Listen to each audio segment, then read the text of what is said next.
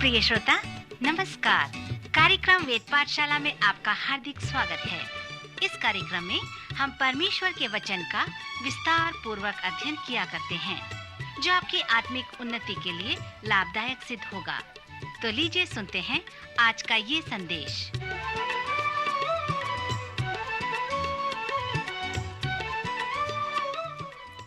नमस्कार श्रोता मित्र, वेद पाठशाला की अगली कक्षा में आपका स्वागत है। यह कक्षा संपूर्ण पवित्र शास्त्र के सर्वेक्षण से 360 कक्षाओं का एक भाग है और यह हमें इन दिनों में नए नियम के यूहन्ना रचित सुसमाचार के 4थे अध्याय तक ले आया है। यहाँ पर हम एक सामरी स्त्री के साथ यीशु की वार्तालाप को सामरिया के एक कुएं के पास होते हुए देखते हैं। श्रोता, यहाँ पर यूहन्ना फिर से बता रहा है जिसे उसने प्रथम अध्याय में बता चुका है। प्रथम अध्याय के प्रथम 18 पद में यूहन्ना ने हमें बताया है कि यीशु आएगा और जब वह आएगा तब लोग उसका सही प्रत्युत्तर देंगे, तो उनका नया जन्म होगा। और वही बात जो वह बताने जा रहा था उसने हमें बताया है। दूसरे अध्याय में उसने इस बात को रूपकात्मक रूप से प्रकट किया है। तीसरे अध्याय में उसने हमें निकोदिमुस नामक सरदार के साथ वार्तालाप करके बताया है। फिर चौथे अध्याय में यूहन्ना ने हमें एक कुएं के पास सामरी स्त्री के साथ यीशु के वार्तालाप को बताता है। इन दोनों अध्यायों में और दोनों वार्तालापों में यूहन्ना ने हमें दो अलग अलग प्रकार के लोगों के विषय में बताया है। इन दोनों का नया जन्म इसलिए हुआ क्योंकि दोनों ने यीशु को सही तरह से प्रत्युत्तर दिया। चौथे अध्याय का प्रारंभ इस प्रकार होता है कि यीशु को यरूशलेम से गलील की यात्रा करनी थी, अर्थात उसे संपूर्ण इस्राएल की यात्रा करनी थी। सो यरूशलेम से सीधे गलील को जाने की अपेक्षा उसे सामरिया से होकर जाना अवश्य था, क्योंकि यहूदी और सामरियों में पक्षपात व द्वेष की भावना थी। अनेक यहूदी जब यरूशलेम से गलील की यात्रा करते थे, वे सामरिया से होकर जाया करते थे। सो चौथे अध्याय में हम पढ़ते हैं कि जब यीशु यात्रा कर रहे थे तो उन्हें सामरिया से होकर जाना अवश्य था। सो वह सुखार नाम सामरिया के एक नगर तक आया, जो उस भूमि के पास है जिसे याकूब ने अपने पुत्र यूसुफ को दिया था, और याकूब का कुआं भी वहीं पर था। उसने चेलों को अनुमति दिया कि वे नगर में जाएं और भोजन मोल लेकर आएं। यद्यपि जब वे भोजन लेकर आए तो यीशु ने भोजन लेना अस्वीकार कर दिया। सो यहाँ पर यीशु चाहते थे कि वे उस सामरी स्त्री के साथ व्यक्तिगत रूप से वार्तालाप करें। सामरी स्त्री के साथ जो यीशु की वार्तालाप हुई, यदि हम उसका अध्ययन करें तो हम उस वार्तालाप के तकनीकी विषय को सीख सकते हैं। सर्वप्रथम इस वार्तालाप में यीशु अपने आप समर्पित किए गए थे। यहाँ पर यीशु अपनी संस्कृति, अपनी शांति को एक स्थान में रख देते हैं। हम पढ़ते हैं कि यह दोपहर का समय था और यीशु बहुत थका हुआ था। शायद इस समय वह बहुत गर्म रहा होगा, परंतु जिसके साथ उसे वार्तालाप करनी थी उस कार्य के लिए वो समर्पित था। यहाँ पर उसने हमें बता दिया है कि उस थकान के मध्य भी यीशु ने अकेले उस स्त्री से वार्तालाप की। कभी कभी कुछ पास्टर भी इस प्रकार की करते हैं। जब वे किसी कार्य का परामर्श करते हैं तो वे अकेले उनसे बातें करना चाहते हैं। सो कभी ऐसा करना अच्छा है। मित्र, जैसे हम इस स्त्री के साथ यीशु के वार्तालाप का अवलोकन करते हैं तो हम उसके विवेक का भी अवलोकन करें। यहाँ पर दोनों प्यासे हैं। यहाँ पर वह उस सरदार से बातें नहीं कर रहा था, सो उसने नए जन्म का शब्द का उपयोग नहीं किया, परंतु मैं विश्वास करता हूँ कि जो कुछ भी उसने उस सरदार से कहा उस स्त्री से भी वैसा ही कहा, परंतु किसी दूसरे तरीके को उसने उपयोग किया। उसने नए जन्म के विषय को प्रतीकात्मक भाषा द्वारा उपयोग किया ताकि वो स्त्री उसे समझ सके। यीशु ने इस प्रकार उस स्त्री से कहा कि वो प्यासी है। उसने उस सच्चाई को बताया कि उसे एक कुएं के पास प्यास बुझाने के लिए बार बार आना पड़ेगा। उसने उस स्त्री से कहा कि एक बार पीने से कैसे जीवन भर के लिए तेरे प्यास बुझ सकते हैं। मित्र, यह नए जन्म का एक अच्छा छवि है। एक बार पीना और फिर जीवन भर के लिए आपकी प्यास बुझ जाएगी। जैसे यीशु ने उस स्त्री को समझाया, वह उसे समझ न सकी। तब स्त्री ने कहा, हे प्रभु, वह जल मुझे दे ताकि मैं प्यासी न हूं और न जल भरने को इतनी दूर आऊं। तब यीशु ने उस स्त्री से कहा, जा अपने पति को यहाँ बुला ला। स्त्री ने उत्तर दिया कि मैं बिना पति की हूँ। यीशु ने उससे कहा, तू ठीक कहती है, क्योंकि तू 5 पति कर चुकी है और जिसके पास तू अब है वह भी तेरा पति नहीं। यह तूने सच कहा है। यहाँ पर यीशु ने उसे ऐसा क्यों कहा? अनेक पास्टर इस स्त्री के कहे हुए वचन को समझाते हैं, जिसमें उसने कहा था, हे प्रभु, वह जल मुझे दे ताकि मैं प्यासी न हूं। यीशु ने कहा, जा अपने पति को यहाँ बुला ला। क्यों? क्योंकि तुम फिर से इसमें वापस जा सकती हो, जिसे अपने यीशु व जक्काई और उस धनवान व्यक्ति के साथ वार्तालाप को आपने देखा था। यहाँ पर मन फिराव या पश्चाताप को देखा था। बिना मन फिराव के वह स्त्री उस जीवन के जल को नहीं प्राप्त कर सकती थी, क्योंकि वो जीवन का जल उसके जीवन के प्यास को बुझा सकता है। यीशु न केवल संचालन करता है, परंतु वह मार्गदर्शन करता है। लोगों का परामर्श करने के लिए अलग अलग प्रकार के मार्ग हैं, अलग अलग प्रकार की योजनाएं हैं। यहाँ पर इस स्त्री के साथ वार्तालाप करते हुए यीशु कैसे उसका परामर्श करते हैं? वे उसके समस्या को सामने लेकर आते हैं, जो पाप की समस्या है।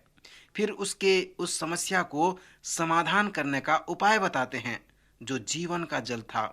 और उसी समय यीशु उसे उसके उद्धारकर्ता की ओर मार्गदर्शन कराते हैं। फिर वार्तालाप के समय में स्त्री ने उससे कहा, मैं जानती हूँ कि मसीह जो ख्रिस्तुस कहलाता है आने वाला है। जब वह आएगा तो हमें सब बातें बता देगा। यीशु ने उससे कहा, मैं वही हूँ। यहाँ पर यीशु ने स्पष्ट उसे बता दिया कि मैं जो तुझसे बोल रहा हूँ, मैं वही हूँ। फिर यीशु ने उससे ये भी कहा था कि यदि तू परमेश्वर के वरदान को जानती और यह भी जानती कि वह कौन है जो तुझसे कहता है, मुझे पानी पिला, और तू उससे मांगती और वह तुझे जीवन का जल देता। जब आप परमेश्वर से बातें करते हैं तो उससे क्या मांगते हैं? क्या आप मूंगफली या बादाम मांगते हैं? यदि आप परमेश्वर से बातें करते हैं तो आपको क्या मांगनी चाहिए? यदि आप सचमुच में विश्वास करते हैं कि आप परमेश्वर से बातें कर रहे हैं, तो आप उसे क्या मांग सकते हैं? यीशु ने उस महिला को सलाह दिया कि वह उद्धार करता है, और यदि वो स्त्री इस बात को जानती तो वह उसे अनंत जीवन मांगती, उद्धार मांगती, जीवन का जल मांगती। यीशु उसके पाप को सामने ले आया ताकि वह उससे मन फिराए। तब स्त्री ने कहा, मुझे ज्ञात होता है कि तू भविष्यवक्ता है। हमारे बाप दादों ने इसी पहाड़ पर भजन किया, और तुम कहते हो कि वह जगह यहाँ भजन करना चाहिए कि यरूशलेम में? यीशु ने उससे कहा, हे नारी, मेरी बात की प्रतीति कर कि वह समय आता है कि तुम न तो इस पहाड़ पर पिता का भजन करोगे, न यरूशलेम में। तुम जिसे नहीं जानते उसका भजन करते हो, और हम जिसे जानते हैं उसका भजन करते हैं। परमेश्वर आत्मा है, उसे कोई कोठरी में या किसी कक्ष में नहीं रख सकते। परमेश्वर आत्मा है, और अवश्य है कि उसके भजन करने वाले आत्मा और सच्चाई से उसकी भजन करें। वे किसी भी स्थान में उसकी भजन कर सकते हैं। इस प्रकार यीशु ने उस स्त्री को मार्गदर्शन किया। फिर जब उस स्त्री का नया जन्म होता है, मन परिवर्तन होता है, तब यीशु उसे सेवकाई की ओर अग्रसित करते हैं। यहाँ पर एक और अच्छी बात है जिसे हम देखेंगे। मैं आपसे कहा था कि जब आप इस सुसमाचार को पढ़ते हैं तो हमेशा आप इसके गहरे अर्थ को देखें। यहाँ पर यीशु जब उस स्त्री के घड़ा के विषय में बातें करते हैं तो वे एक चिन्हित भाषा का उपयोग करते हैं। जब वह उस वार्तालाप के पास आई तो उसका घड़ा उसके प्यास के चिन्ह को दर्शाता है, पर उसके 5 पति हैं और जिसके पास अभी है वह भी उसका पति नहीं है। प्रारंभ में वो स्त्री आश्चर्य करती है, क्योंकि यीशु के पास जल भरने को कुछ नहीं है। यदि वो घड़ा प्यास व आवश्यकता का चिन्ह है तो यहाँ आप कह सकते हैं कि यीशु वहाँ बिना घड़े के हैं। इसका मतलब कि यीशु को किसी बात की आवश्यकता नहीं थी। जिस प्रकार वो स्त्री प्यासी है, यीशु यहाँ पर प्यासे नहीं हैं। इस वार्तालाप में जो सुंदर पद है वह 28 और 29 पद है, जहाँ पर हम पढ़ते हैं, तब स्त्री अपना घड़ा छोड़कर नगर में चली गई और लोगों से कहने लगी, आओ एक मनुष्य को देखो जिसने सब कुछ जो मैंने किया मुझे बता दिया। कहीं यही तो मसीह नहीं है? फिर हम पढ़ते हैं कि लोग नगर से निकलकर उसके पास आने लगे और उसकी सुनने लगे और अंत में उन्होंने उस स्त्री से कहा, अब हम तेरे कहने से ही नहीं विश्वास करते, क्योंकि हमने आप ही सुन लिया है और जानते हैं कि यही सचमुच में जगत का उद्धार करता है। इस सुंदर वार्तालाप में यूहन्ना ने हमें वही कहा है जो उसने पहले कहने को कहा था। जब लोगों ने सही रूप से यीशु को प्रत्युत्तर दिया, तब उनका नया जन्म हुआ। यह अध्याय उसी स्त्री व सामरिया के लोगों के नए जन्म के विषय में वर्णन करता है।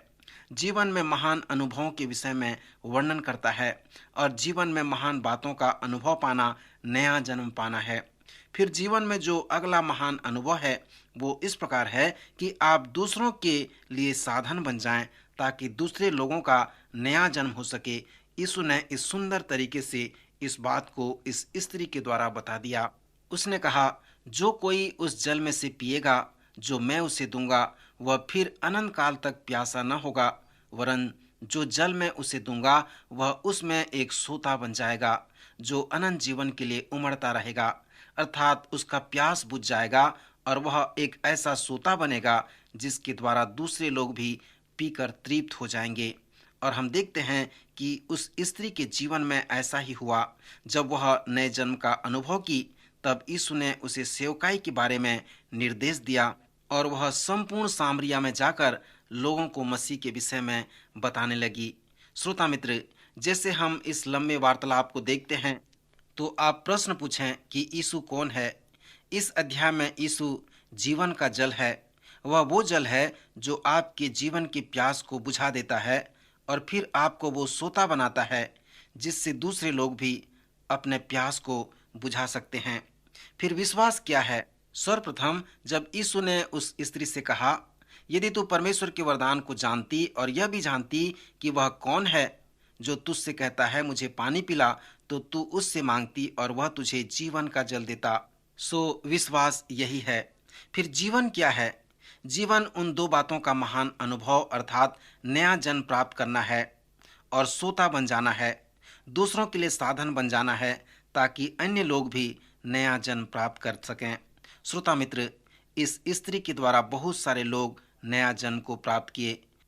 सो जैसा हम 5वें अध्याय का सर्वेक्षण करते हैं, यूहन्ना फिर से हमें उसी विषय के बारे में बताता है। 5वां अध्याय में बताता है कि जब यीशु यरूशलेम को गया तो वह वहां पर ऐसे स्थान को गया जहां पर एक कुंड है जो इब्रानी भाषा में बेतसैदा कहलाता है। सो उसके 5 ओसरे हैं। इनमें बहुत से बीमार, अंधे, लंगड़े और सूखे अंग वाले पड़े रहते थे और उस मार्ग से होकर कुछ धार्मिक लोग आराधना में मंदिर में जाया करते थे और उनके मध्य से चला फिरा करते थे। परंतु यूहन्ना ने हमें यहाँ बताया है कि यीशु वहाँ पर रुक गए। वे उन बीमार पड़े लोगों के मध्य कुछ समय बिताए और एक ऐसे मनुष्य को पाया जो 38 वर्ष से बीमार था, कमजोर हो गया था। सो वे बीमार लोग वहाँ पर इसलिए पड़े रहते थे क्योंकि नियुक्ति समय पर परमेश्वर के स्वर्गदूत कुंड में उतरकर पानी को हिलाया करते थे और पानी हिलते ही जो कोई पहले उसमें उतरता था वह चंगा हो जाता था, चाहे उसकी बीमारी कोई भी क्यों न हो। यहाँ पर ये जो व्यक्ति था 38 वर्षों से उसकी प्रतीक्षा में था, क्योंकि प्रत्येक बार जब पानी हिलाया जाता था तो उसे कुंड में उतारने के लिए कोई नहीं था, उसका कोई सहायता करने वाला भी नहीं था। उसने यीशु से कहा, मेरे पास कोई मनुष्य नहीं कि जब पानी को हिलाया जाए मुझे कुंड में उतारे, परंतु मेरे पहुंचते पहुंचते दूसरा मुझसे पहले वहां उतर पड़ता है। यह कितनी दुख की बात है कि उसे सहायता करने वाला कोई नहीं था। वह समय पर उस कुंड में नहीं पहुंच पाता था और वह 38 वर्षों से इसका अनुभव कर रहा था। यीशु ने उसे इस दशा में बहुत दिनों से पड़े हुए देखकर उससे पूछा, क्या तू चंगा होना चाहता है? वह मनुष्य यीशु से उत्तर देकर कह सकता था, मैं कैसे दिखता हूँ? मैं यहाँ पर 38 वर्षों से हूँ। तू क्या सोचता है? वह ऐसे यीशु से कह सकता था, परंतु उसने ऐसा नहीं किया। कुछ चिकित्सकों ने यह जानने पाया है कि कुछ ऐसे भी बीमार पड़े लोग हैं जो चंगा होना नहीं चाहते। वे ऐसा ही बीमारी अवस्था में पड़े रहना चाहते हैं। वे अपने दर्द के विषय में बातें करते हैं, अपने ऑपरेशन के विषय में बातें करते हैं, परंतु कुछ ऐसे लोग हैं जो बीमार पड़े रहना चाहते हैं। सो जब यीशु ने उस मनुष्य से पूछा कि तू क्या चंगा होना चाहता है, उसने उत्तर दिया, मेरे पास कोई मनुष्य नहीं है कि जब पानी हिलाया जाए तो मुझे कुंड में उतारे। वहां पर मेरे पहुंचने से पहले दूसरा उतर पड़ता है। तब यीशु उसे चंगा करते हैं और उससे कहते हैं, उठ, अपनी खाट उठाकर चल फिर। सो वह मनुष्य तुरंत चंगा हो गया और अपनी खाट उठाकर चलने फिरने लगा। यह शब्द का दिन था और यहूदियों को यह अनुमति नहीं था कि वे शब्द के दिन बोझ उठाएं। परंतु यीशु ने इस व्यक्ति से कहा, अपनी खाट कंधे पर उठाकर चल फिर और मार्ग में चलकर मंदिर की ओर जा। यहाँ पर धार्मिक अगुओं के साथ यीशु की वार्तालाप होती है, जो 5वें और 6वें अध्याय में यह हम देखते हैं। फिर वार्तालाप कुछ समय के लिए बंद हो जाता है और 8वें अध्याय में पुनः प्रारंभ हो जाता है, क्योंकि यीशु ने उस व्यक्ति को जो 38 वर्ष से बीमार था, शब्द के दिन चंगा कर दिया था। धार्मिक अगुवे यीशु को मार डालने का प्रयत्न करने लगे और उसे सताने लगे, क्योंकि उसने शब्द की विधि को तोड़ दिया था। यहाँ पर वो व्यक्ति जो 38 वर्ष से बीमार था, जब उसने अपनी खाट उठाई और चलने फिरने लगा, तब वहाँ के धार्मिक अगुवे और लोगों ने उसे ये नहीं कहा कि देखो, इस व्यक्ति को जो 38 वर्ष से बीमार था, आज वह ठीक हो गया है। यह कितनी अद्भुत और अच्छी बात है। मित्र, उन लोगों ने उसे ऐसा नहीं कहा, परंतु उन्होंने उससे कहा, आज तो शब्द का दिन है, तुझे खाट उठाना उचित नहीं। तू शब्द के विधि को तोड़ता है, तू क्यों खाट उठाता है? यहाँ पर वे उस आश्चर्य कर्म को भूल गए, परंतु वे विधि विधान को देखने लगे। वे जानना चाहते थे कि उसे किसने कहा कि वह खाट उठाए। मित्र, आपको स्मरण होगा कि यूहन्ना ने इस सुसमाचार को लिखने का जो उद्देश्य बताया है कि हम जानें कि यीशु ही मसीह है और परमेश्वर का पुत्र है। इन अध्यायों में हम देखते हैं कि यीशु ने बताया है कि वह कौन, वह क्या है। जब आप 8वें अध्याय के अंत में आएंगे तो आप यीशु के उन अधिकारों को लिख सकते हैं कि यीशु कौन, वह क्या है। C.S. लुइस के अनुसार आपके पास इसका 3 चुनाव है। आप उसे झूठा कह सकते हैं, आप उसे पागल कह सकते हैं, या आप उसे प्रभु कहकर उसकी उपासना कर सकते हैं। सो इस प्रकार का संवाद कहकर उसने धार्मिक अगुवों को संबोधित किया, उसे आश्चर्य कर्म के साथ कार्य किया और वह आश्चर्य कर्म ही उसका सुंदर कहानी बन गया। प्रकाशित वाक्य के प्रथम अध्याय में यूहन्ना ने हमें कहा है कि कलीसिया सोने के 7 दीवट के जैसे हैं और उन दीवटों के बीच में मनुष्य के पुत्र सरीखा उसने एक पुरुष को देखा। सो उन दीवटों के मध्य उसने मसीह को देखा, जो कि मसीह आज कलीसियाओं के मध्य में पाया जाता है। मत्ती के प्रारंभ में हम देखते हैं कि ज्योतिषी आकर पूछते हैं कि वह कहाँ है। प्रकाशित वाक्य के पहले अध्याय में यूहन्ना ने हमें कहा है कि यीशु मसीह कलीसिया के मध्य में है। यूहन्ना के 5वें अध्याय में यीशु ने हमें सुंदर रूपक कथा बताया है। उस कुंड के चारों ओर अनेक कमजोर लोगों की भीड़ है। किसी ने कहा है कि इस कमजोर लोगों का जो भीड़ है वह कलीसिया की अच्छी छवि है। Doctor JB. मैगी कहते हैं, हम सोचते हैं कि अधिक संख्या में बल है, हमारे पास कलीसिया में अधिक लोग हैं, इसलिए हम उत्साही हो जाते हैं। परंतु मैगी कहते हैं, जब आप कमजोर लोगों की एक बड़ी संख्या देखते हैं तो वह कलीसिया नहीं है, वह एक अस्पताल है, क्योंकि वे कमजोर लोग हैं। सो जिस प्रकार मसीह कमजोर लोगों के मध्य चला फिरा, उसी प्रकार आप देखेंगे कि आप मसीह को आज कलीसियाओं के मध्य में देखेंगे। मसीह ने इस व्यक्ति को वहां ढूंढ निकाला जो सबसे अधिक और लंबे समय से कमजोर और बीमार पड़ा हुआ था। उसने उससे पूछा, क्या तू चंगा होना चाहता है? कलीसिया इस कहानी का सुंदर प्रयोग है। क्या आप कलीसिया में आत्मिक रूप से कमजोर पाए जाने वाले लोगों की भीड़ में से एक हैं? और क्या उन सब में से आप अधिक कमजोर हैं और लंबे समय से कमजोर हैं? इसका जो आत्मिक प्रयोग है कि यीशु मसीह चर्च के मध्य में हैं। आपको जो सबसे अधिक कमजोर हैं वो देख रहा है। जब यीशु आपसे मिलेगा तब वह आपसे कहेगा, क्या आप बीमार व कमजोर हैं? क्या आप चंगा होना चाहते हैं? श्रोता, यहाँ पर मुझे आश्चर्य होता है कि उस बेतसदा के पास, उस कुंड के पास जितने बीमार लोग पड़े थे, उन सब को यीशु ने क्यों चंगा नहीं किया? वह सबको चंगा कर सकता था। वह उस बीमार पड़े भीड़ की ओर देखकर कह सकता था, तुम सब चंगे हो जाओ, अपनी खाट उठाकर चलो फिरो। परंतु उसने यहाँ पर ऐसा नहीं किया। उसने एक ही मनुष्य को चंगा किया। मैं सोचता हूँ कि उत्तर इस प्रकार है कि वह मनुष्य जो 38 वर्ष से बीमार था, यह अनुभव किया कि मैं कभी कुंड में नहीं उतर सकूंगा। मेरे लिए कोई आशा यहाँ पर नहीं है, क्योंकि मुझे कुंड में उतारने के लिए मेरे पास कोई भी सहायता करने के लिए नहीं है। और इसलिए यीशु ने केवल उसी व्यक्ति को चंगा किया जो जिसके लिए ये कार्य असंभव सा हो गया था। मैं सोचता हूँ कि यह बैतसैदा का कुंड अनंत जीवन पाने का एक रूपकात्मक छवि है। वे लोग चंगे होना चाहते थे। वे अलग अलग तरह से अनंत जीवन पाना चाहते थे, परंतु वे ऐसे स्थान में अनंत जीवन नहीं प्राप्त कर सकते थे। और यीशु को ये मालूम भी था। वह ऐसे मनुष्य को देख रहा था जो सब प्रयत्न करने के बाद ये मान लिया था कि वे चीजें उसे चंगा नहीं कर पाएंगे। नशीली वस्तुएं, शराब उसे चंगा नहीं कर पाएंगे, न उसे अनंत जीवन दे सकेंगे। वो पैसा या समृद्धि से चंगाई नहीं प्राप्त कर सकेंगे। अनेक लोगों ने प्रयत्न किया पर वे असफल हो गए, परंतु वे जो यीशु मसीह के लिए तैयार हैं। यीशु ऐसे कमजोर लोगों के मध्य घूमना चाहते हैं और ऐसे लोगों को प्राप्त करते हैं जो सबसे कमजोर हैं, और उससे कहते हैं, क्या तुम जानते हो कि मेरी सामर्थ तुझ में जो कमजोरी है, बीमारी से ठीक हो सकती हो? मैं तुम्हें चंगा कर सकता हूँ। मैं विश्वास करता हूँ कि कुंड के पास इस व्यक्ति को चंगा करने की तस्वीर हमारे लिए यही है।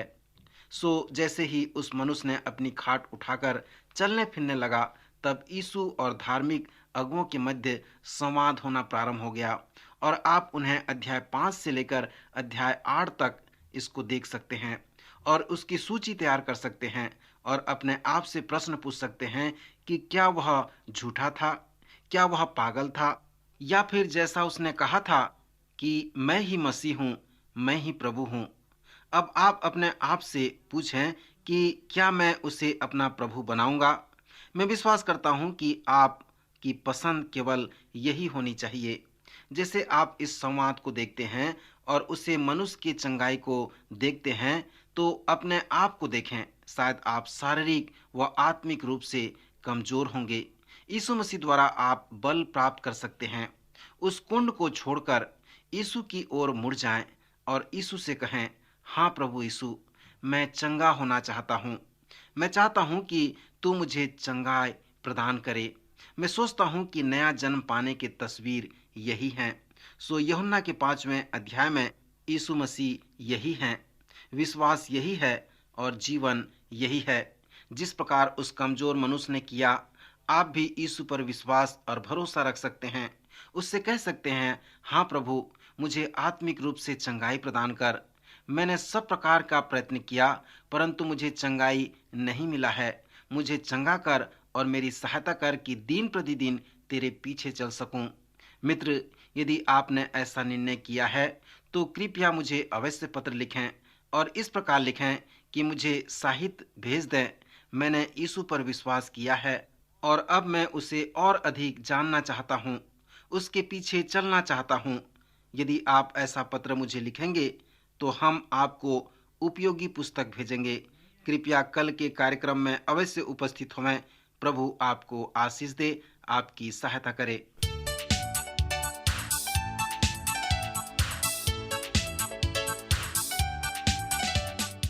आज का कार्यक्रम सुनने के लिए हम आपको धन्यवाद देते हैं। श्रोताओ, आत्मिक विषय से संबंधित कोई सवाल आपके मन में है तो आप अपने सवालों का जवाब इस पते पर प्राप्त कर सकते हैं। हमारा पता है कार्यक्रम Ved Pathshala, radio Vishwavani, post box number 317, Lucknow 226001, Uttar Pradesh. पता एक बार फिर सुन लीजिए। कार्यक्रम Ved Pathshala, radio Vishwavani, post box number 317, Lucknow 226001, Uttar Pradesh. और हाँ श्रोता, आप हमसे ईमेल के द्वारा भी संपर्क कर सकते हैं। हमारी ईमेल आईडी है hindiembassy@radio.vv.org, hindiembassy@radio.vv.org। अब हमारे कार्यक्रम का समय यहीं पर समाप्त होता है। अगले कार्यक्रम में आपसे फिर भेंट होगी। तब तक के लिए हमें आज्ञा दीजिए। नमस्कार।